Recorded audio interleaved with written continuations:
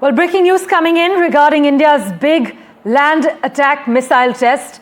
Well, India has announced the closure of airspace over an area around the Andaman and Nicobar Islands in the Bay of Bengal and the Andaman Sea for 3 hours each on the 23rd and 24th of May for a planned air activity. And no civilian aircraft will be allowed to use the specified airspace at any altitude. This is according to a recent notice to Airmen issued by the Indian authorities.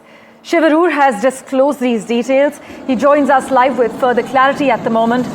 Shiv, we're hearing about an inter-island and missile launch on the 23rd and 24th of May, as you've been indicating.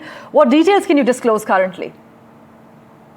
Well, this is a NOTAM that's been issued closing airspace over the Andaman Islands between May the 23rd and the 24th, which seems to suggest some kind of a missile test. Now, the only kind of inter-island missile tests that have taken place on the Andaman Islands of any great significance have been the BrahMos missile test. Those pictures that we were showing are archival pictures of a previous test that had taken place between the islands.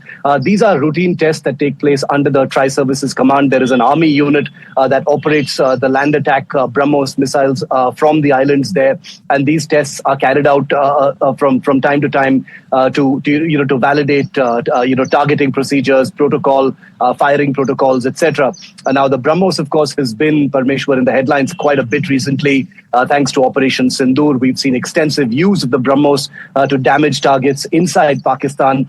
So these tests obviously are going to, catch more attention than they would in usual time, because Operation Sindoor, remember, is still very much on. Operations, in that sense, are still very much on. The country continues to be on war alert, and even though such missile tests do take place by, weaponry units in different parts of the country, as standard operating procedure to validate protocols, like I said, in terms of firing, to fine-tune procedures, to fine-tune offensive maneuvers, etc.